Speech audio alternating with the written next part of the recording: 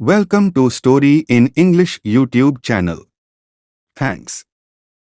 Death and the Soldier. A soldier, who had won imperishable fame on the battlefields of his country, was confronted by a gaunt stranger, clad all in black and wearing an impenetrable mask. "Who are you that you dare to block my way?" demanded the soldier. Then the stranger drew aside his mask, and the soldier knew that he was Death. "Have you come for me?" asked the soldier. "If so, I will not go with you, so go your way alone." But Death held out his bony hand and beckoned to the soldier. "No," cried the soldier resolutely, "my time is not come. See, here are the histories I am writing. No hand but mine can finish them. I will not go till they are done." "I have ridden by your side day and night," said Death. "I have hovered about you on 100 battlefields. But no sight of me could chill your heart till now, and now I hold you in my power. Come." And with these words Death seized upon the soldier and strove to bear him hence, but the soldier struggled so desperately that he prevailed against Death. And the strange phantom departed alone. Then when he had gone, the soldier found upon his throat the imprint of Death's cruel fingers, so fierce had been the struggle.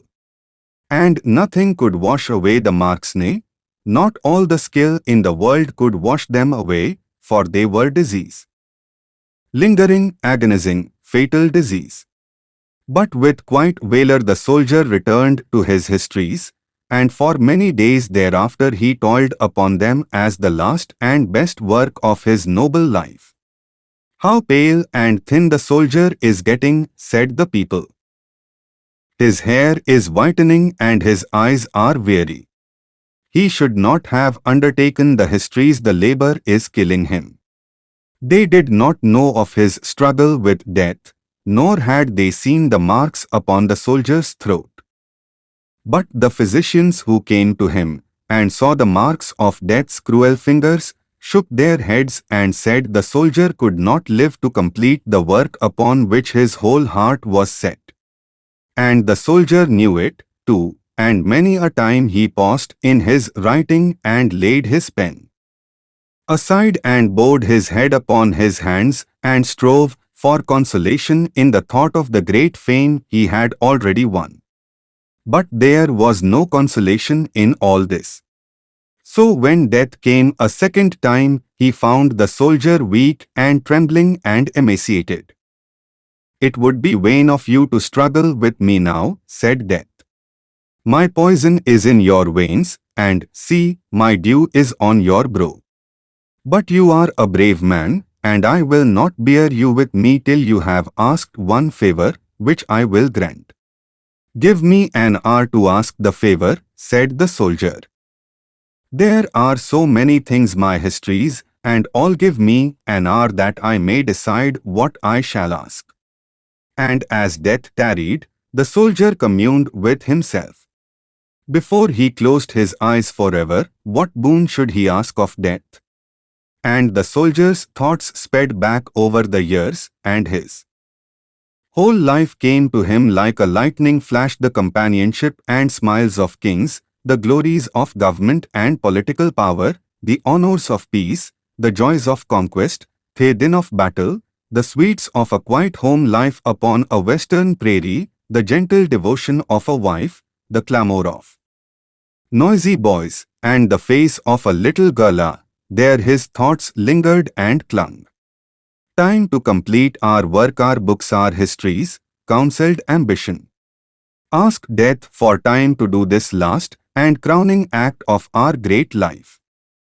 But the soldier's ears were deaf to the cries of Ambition.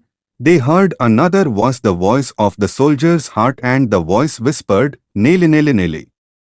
That was all, no other words but those, and the soldier struggled to his feet and stretched forth his hands and called to Death, and, hearing him calling, Death came and stood before him. "I have made my choice," said the soldier. "The books?" asked Death, with a scornful smile. "No, not them," said the soldier, "but my little girl. My Nelly. Give me a lease of life till I have held her in these arms, and then come for me and I will go." Then Death's hideous aspect was changed, his stern features relaxed, and a look of pity came upon them. And Death said, "It shall be so," and saying this he went his way. Now the soldier's child was far away many leagues from where the soldier lived beyond the broad, tempestuous ocean. She was not, as you might suppose, a little child, although the soldier spoke of her as such.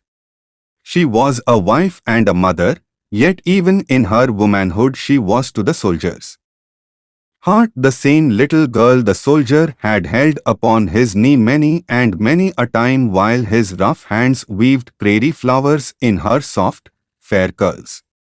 And the soldier called her Nelly now, just as he did then, when she sat on his knee and prattled of her dolls. This is the way of the human heart. It having been noised about that the soldier was dying, and that Nelly had been sent for across the sea, all the people vied with each other in soothing the last moments of the famous man, for he was beloved by all and all were bound to him by bonds of patriotic gratitude, since he had been so brave a soldier upon the battlefields of his country. But the soldier did not heed their words of sympathy, the voice of fame, which, in the past, had stirred a fever in his blood and fallen most pleasantly upon his ears, awakened no emotion in his bosom now. The soldier thought only of Nelly, and he awaited her coming. An old comrade came and pressed his hand, and talked of the times when they went to the wars together, and the old comrade told of this battle and of that, and how such a victory was won, and such a city taken. But the soldier's ears heard no sound of battle now, and his eyes could see no flash of saber nor smoke of war. So the people came and spoke words of veneration and love and hope. And so with quiet fortitude, but with a hungry heart, the soldier waited for Nelly, his little girl. She came across the broad, tempestuous ocean. The gulls flew far out from land and told the winds, and the winds flew further still and said to the ship, "Speed on, O ship! Speed on in thy swift, straight course, for you are bearing a treasure to a father's heart." Then the ship leapt forward in her pathway, and the waves were very still, and the winds kept whispering, "Speed on, O ship," till at last the ship was come to port, and the little girl was clasped in the soldier's arms. Then for a season the soldier seemed quite himself again, and people said, "He will live," and they prayed that he might. But their hopes and prayers were vain. Death's seal was on the soldier, and there was no release. The last days of the soldier's life were the most beautiful of all, but what a mockery of ambition and fame and all the grand, pretentious things of life they were. They were the triumph of a human heart, and what is better or purer or sweeter than that? No thought of the 100 battlefields upon which his valor had shone conspicuous came to the soldier now, nor the echo of his eternal fame, nor even yet the murmurs of a sorrowing people. Nelly was by his side, and his hungry, fainting heart fed on her dear love, and his soul went back with her to the years long agone. Away beyond the western horizon upon the prairie stands a little home over which the vines trail. All about it is the tall, waving grass, and over yonder is the swale with a legion of chattering blackbirds perched on its swaying reeds and rushes.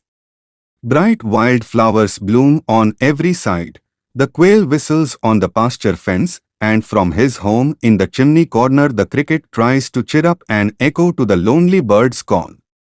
In this little prairie home we see a man holding on his knee a little girl, who is telling him of her play as he smooths her fair curls or strokes her tiny velvet hands, or perhaps she is singing him one of her baby songs, or asking him strange questions of the great wide world that is so new to her, or perhaps he binds the wild flowers she has brought into a little nosegay for her new gingham dress, or but we see it all, and so, too, does the soldier, and so does Nelly, and they hear the blackbird's twitter and the quail's shrill call and the cricket's faint echo, and all about them is the sweet, subtle, holy fragrance of memory. And so at last, when death came and the soldier fell asleep forever, Nelly, his little girl, was holding his hands and whispering to him of those days. Hers were the last words he heard, and by the peace that rested on his face when he was dead you might have thought the soldier was dreaming of a time when Nelly prattled on his knee and bade him weave the wild flowers in her curls.